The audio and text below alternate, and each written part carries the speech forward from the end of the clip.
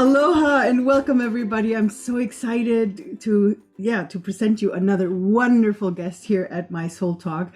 And today we have the wonderful Kari Petruch. I hope I That's said it right. Yes, hmm perfect. Carrie is a master relationship coach, strategic interventionist, best-selling author of Get Out of the Box and Into Play: The Secret to a Lasting Relationship, and owner of a Highest Intent Life Coaching. And one thing that she told me before this is she's also an empath and highly sensitive. So I'm so excited to have you here. Welcome, Carrie. Thank you. Thank you very much for having me.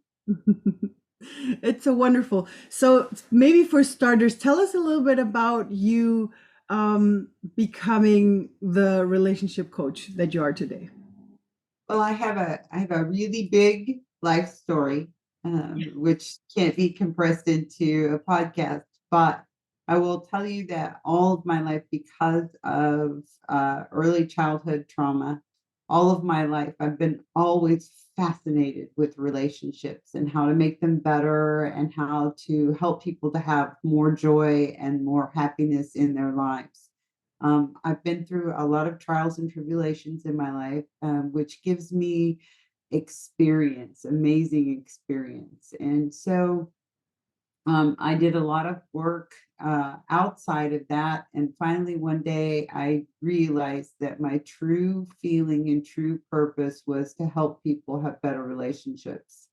And I went about the business of going to school and doing my internship and doing the things that I needed to do and getting my experience. And I just kept going and going and going until I got to this point. And it is my greatest joy to help anybody with their relationships. And I primarily focus on couples, but I still help a lot of people with their relationships, whether it's friendships or business relationships. I just am absolutely fascinated, riveted by relationships because they're all so unique. Thank you so much for saying that because I believe relationships is such a broad it's we not because I feel that sometimes we only see relationships as the love relationship or the romantic relationship with we have with someone, but just having a relationship with your parents, your brother, your siblings, or your friends or your coworkers is also having a relationship that needs to that sometimes needs some work to do. It's an absolutely incredible mosaic. Yeah. It is the human mosaic, your relationship with, like you said, with your siblings, your friends, your family. Everybody in makes weaves in to make this beautiful picture of you. And I'm fascinated with that picture of you. Mm. I also love that you're saying that because I feel, especially for empaths, that's so important when we start to be in relationships. It's so important for us to keep the focus with ourselves, right? Yeah, it is important that we keep the focus with ourselves. That's a lesson that I had to learn a little bit later. My focus was primarily on others for a very long time. And when I got older and got more experience in my life, I realized that if I didn't take care of me first, then I wouldn't have anything to give to anyone else. And it took me many years to get there. I try to help people not to go down that road, but sometimes that is just their path. Yeah, yeah, because yeah, yeah, because sometimes we just need the pain first before actually doing the thing. Because I feel, especially for empaths, we sort of with the gift we tend to have this helping syndrome that we need to help everybody and we need to be there for everybody, and we're the ones that are sort of responsible for everybody else, or at least that's what we think a lot of the times. And then having to learn to change that focus and say, okay, hold on, I'm the one with the energy mastery, and if I do Yeah. that properly, that's how I can help everybody else. Well, and I do love, it's an old expression, but I do love, we teach that which we must learn. And it is so amazing for me to get into the energy of someone else and help them. Um, but it's not so amazing when I get into burnout. It's no longer a joy for me, no longer fun for me, and I'd rather keep it that way. So whenever I have time with a client or a friend or anyone in a relationship, I always step back afterwards and make time for me to re-energize and get back to me. Today I do that. I didn't used to do that. Going and going until there was nothing left of me, and I'm sitting, there in a bundle of tears, crying, not knowing, what's going on. I'm absorbing all of this negative energy, and but I learned as I got older. I learned from beautiful, beautiful women who helped me to understand what to do with that special gift.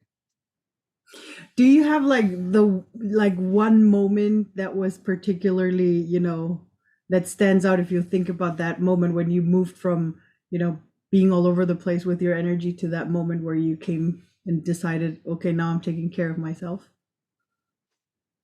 Yeah, I do have that moment, and that moment came from my best friend, and it was about 10 years ago, and she said to me, "Kari, what's the business of Kari?" And it shook me, and I was like, "What?" Because I thought at first I was like, "How could you say that?" And she was like, "No, no, no. What's the business of Kari?" And I said, "Kari." And she goes, "Yeah. So whenever you're helping other people, you're not taking care of the business of Kari. And now it's time for you to start taking care of the business of Kari." And it that one thing turned me into finding the tools that I needed to take care of me. Mm. Mm. So it was pretty harsh, but that's what I needed to hear. Yeah, no, and definitely it is, but on the other hand, it's so true because the more you started doing this, the more energy you had to start helping others, right? Because I feel that's so, because that I think that's the thing that feels so counterintuitive for us, because we feel like if I'm stopping, if I'm starting to put myself first, I'm never going to help everybody else, but that's not true. We have way It, more energy to help the others afterwards, right? you're absolutely right. I have way more energy and am way more charged than I used to be.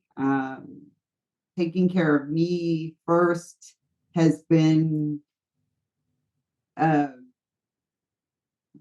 even more energizing, just like you said. In the mornings, I have a morning routine where I meditate and pray and take time for me. And I get up early before the world, and I wake up with the sunrise and listen to the birds and watch what's going on around me without anything around me, pay attention to nature. And that happens every single morning for about an hour and a half every single morning. And I'm amazed at how much energy that I have just because I spend that early morning time taking care of me and no one else. Mm. I love that you're saying that because I feel everybody should do that. Maybe not always in the morning. For some people, it might be afternoons or evenings, but just doing that, it's so incredible. And I think it can start with, 10 minutes and then, go bigger from that gradually. You are right again. It can. And I did start that way. I did start with 10, 15 minutes. I did start with this is all I can do. And then I had to go on to the next thing and the next thing and the next thing. Um, but it then became over time, hour and a half every day. I just take it. It's my time to do with what to gather my thoughts, to gently come into the day. And yeah, you're right. Some people do. I found though that I could not choose the afternoon and I could not choose the evening for those things. Though I do meditate for a while before I go to sleep. Um, the reason is that I life got in my way. And I always had some reason throughout the day where that something else became more important than me. So waking up in the morning, there's nothing in my way. There's nothing stopping me from having my time in the morning because I make it that way. Some people, like you said, can do it in the evening, can do it in the afternoon, but not me because life just starts going. And the next thing I know, I go, oh, shoot, it's time to go to bed. Yeah, I'm more like you. I'm like, if I don't do it in the morning right away, it's gonna, it's probably gonna leave me somewhere through the day. It's going to be harder to be there. That's why I actually started to, if possible, that you always have your moments where you might change it, but if possible, I always try not to make any appointments before 11 in the morning. So that Oh, yeah. the morning to sort of like start the day by myself. Yeah. Well, yeah, I wake up like at 4 in the morning. So that's just I'm an early riser.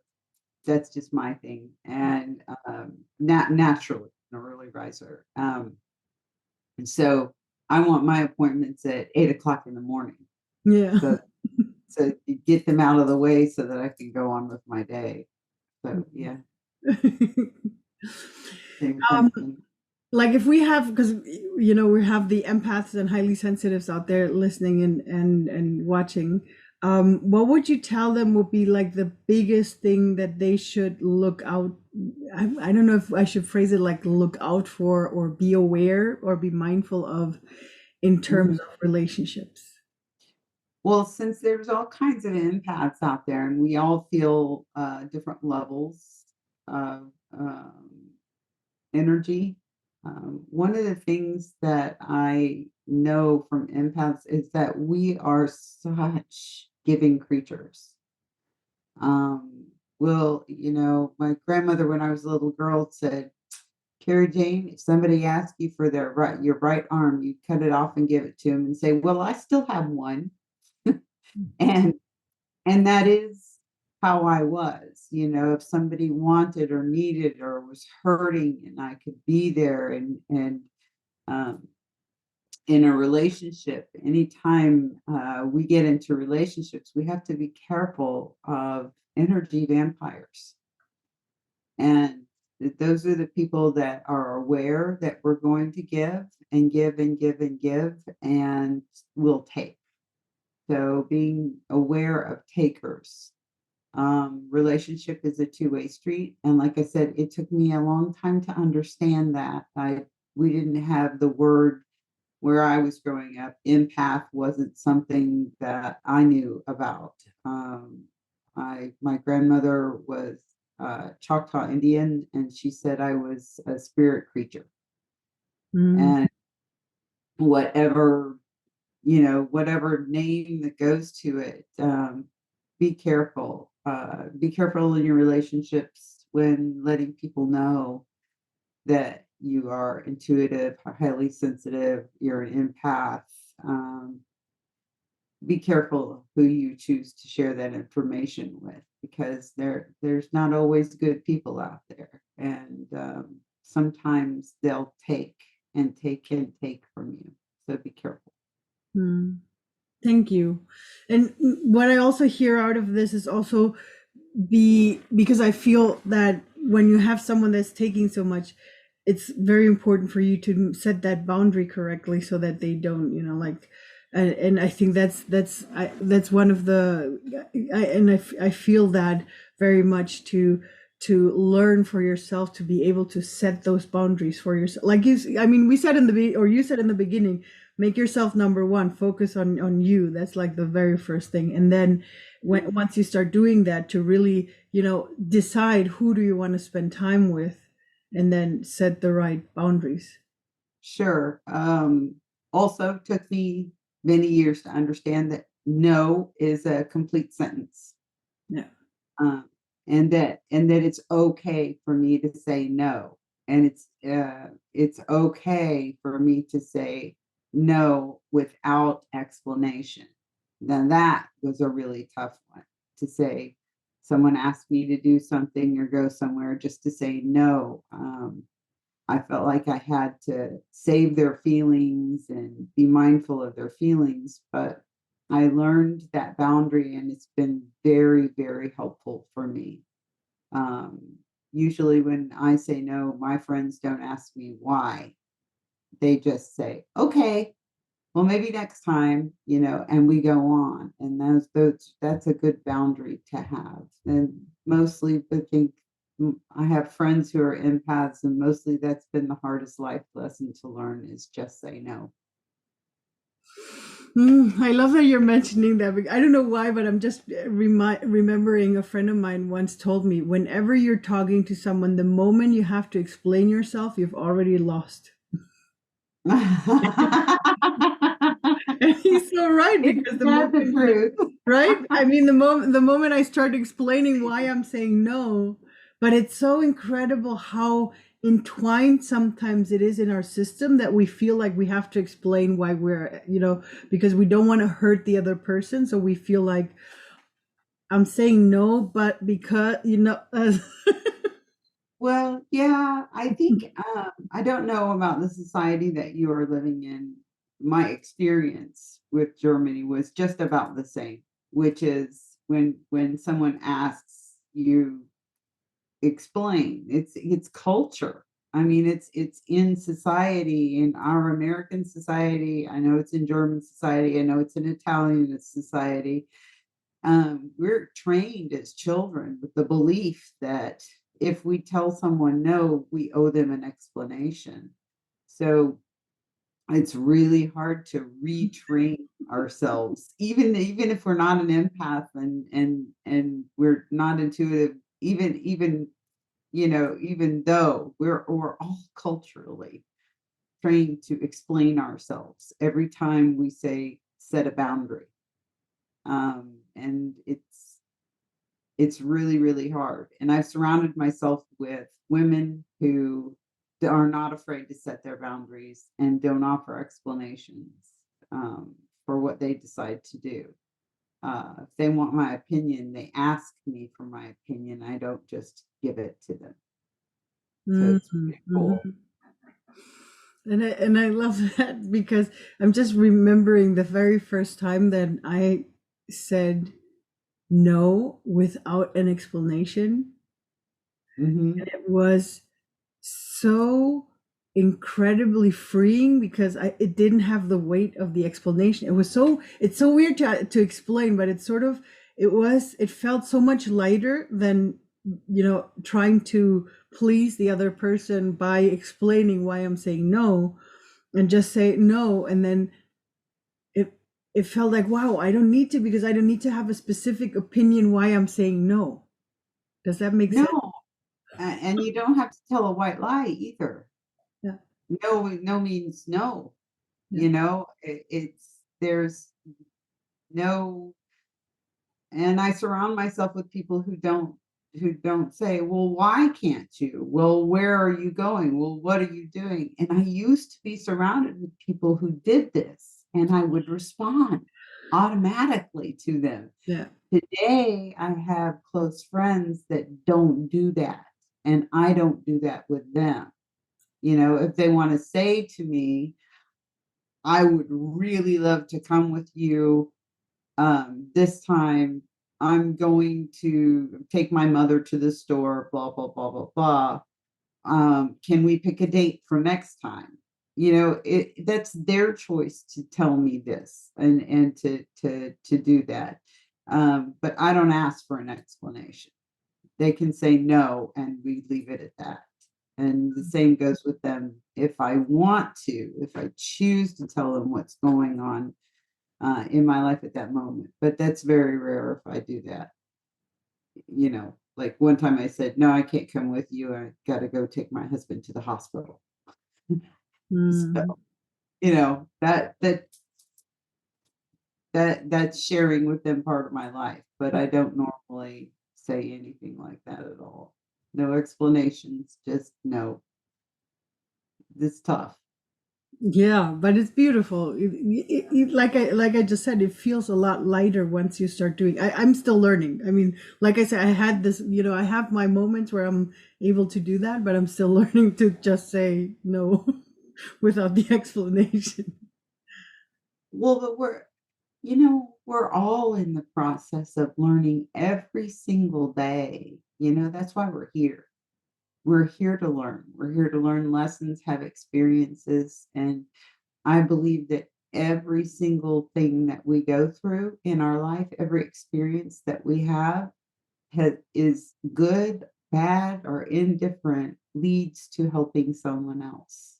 Yeah, It always does. And that's why we're here to learn these lessons so that we can help others. that's true. Thank you so much for sharing that. Um, I just wanted to say something and now it's gone. Let me take a moment and take a breath. Take it with you. Yeah, if it's important, it's supposed to come back. If not, we'll just move on. Hmm. Nah, doesn't feel like it wants to come back. um, Oh, well, you know. oh no, see, there it goes. No, there it is. I just let it go, and that's why it came back. Because one of the things because you were saying, you surrounded yourself with people who, don't need to have those explanations. Um, One of the things that I've noticed, because like, if I would have heard these words way back when, for me it would have been, wait, does that mean I have to exchange all the people around me? Like, do I have to, switch them out by other people, but I love them? How do I have to let them all go? Um, but I think it's on one hand, like you said, it's a process, but also on the other hand, you have friends that grow with you. You don't have to exchange all of them. Like, actually, if you start Right. sharing that part with, with the important ones, they might come with you on that journey. How do Well, you? I love what my best friend said to me, and we are so, so close, the two of us. I never thought I'd have a best friend like this in my life, but I do. And she said to me, seasons. We all have seasons. And no, you don't have to like get rid of all your friends. And, the friends that grow with you, stay with you.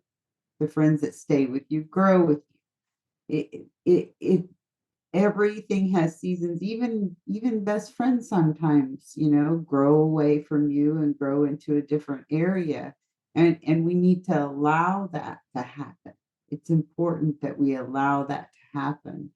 And as I gained new friendships in my life, once the other ones grew away or fell away, seasons pass, I made sure to get extra picky, and decide who I was going to let into my life. Whereas 20 years ago, if you wanted to be my friend, that was really cool just because you wanted to be my friend, because I was that weird chick. And I felt awkward and felt different and didn't know what all of that was, but I was a little different. And anybody who was interested in being my friend, I was like, okay, I'll be your friend. And today it's like, no, I don't tell someone I'm not going to be your friend, but I take those relationships very, very slowly and build on them. And if it doesn't work out, it doesn't work out, and that's okay. Mm, yes, especially because I think, especially for us weird ones, to put it that, because I always feel like I've always been the weird one as well. Yeah. And I think a lot of empaths feel that way because we are, like, we have this ability to feel so many things and to know so many things without other people actually telling us stuff. And but I don't know if for you, but for me, there was a time, well, and that's also the reason why I have become picky on who to let enter, into my circles. Is that because I feel like sometimes, because of our weirdness, some people feel like, oh, that's cool, and I want to, just be inside of the circle of that weird person, because they make you feel, and especially for us empaths, they make it, we make them feel good, we make them feel like they can dump everything on us, and that's when we get burned out, because we are just doing too much for everybody. And it's very good to, like you said, become picky. Looking. Yes, become picky. There's also I've noticed a lot lately about people isolating themselves in groups. All of my friends are not empaths. I have a multicolored mosaic picture of my friendships. And if I don't put myself in a box, I broaden my horizons, and I have friends of all kinds of colors, flavors, numbers, whatever you want to call it. Um, and for empaths, it's really, really important that we do not stay in that box of just having friends who are empaths, because that can also be energy sucking. Yes, yes, definitely. Definitely. It's always good to have a healthy mix of, people around you, Right. because they all inspire you in a different kind of way. And it's good to do that. Yeah. Oh, yeah. Oh, yeah. Awesome. Thank you so much, Carrie. Thank Tell you. us a little bit about, because you mentioned earlier that you work mainly with with couples. So if one of our listeners or viewers goes like, "Oh my God, I resonated so much with Carrie, and she's so incredible, and I'd like to work with her," how can they? What is it that you offer for them? They can get in touch with me at Kari Petruch at highestintentcoach.com. So you want me to spell that? We'll put all the links for everybody Okay. listening, and we're going to put all the All links right. in the show notes so that they'll Um, see that. and my phone number is also there. You can call and schedule. You can schedule from my website on Calendly if you want to talk. I don't have sales conversations. I just have conversations. And if we're a fit, we're a fit. If we're not, we're not. And that's okay. Well, Um, or if you want to learn more about having a great relationship, you can buy my book, which yes. is, yes, which is Get Out of the Box and Into Play, The Secret to the Lasting Relationship. And you can find that on Amazon. Mm. And the link should be there too. So the book is 108 pages. So there's no reason why you can't go through 108 pages. The book reads like a conversation, and it gives a lot of simple, easy tools that you can use to kickstart your relationship and to have a lot more fun. I love that. And how does your, like, for your coaching? So you do work with couples and with single people, so both. I I do work with couples, and I work with single people depending on if we're a fit. Hmm. So I do work with couples if we're a fit. Okay, and those are one-on-one coaching space, or 1 to 2 coachings. That one on. Yeah, it is individual coaching. I don't believe in group coaching for relationships. Mm. That's my personal belief that it's such an intense coaching that people aren't really willing to share, deeply with a group of people when we're talking about this. And especially couples don't want to be in a room full of other couples. So, It you feels know, like you're being judged all the time, probably. yeah, afraid to really reveal what's going on, or afraid to talk about new things they try. It kind of gets oogie, when you get groups of people together for those kinds of.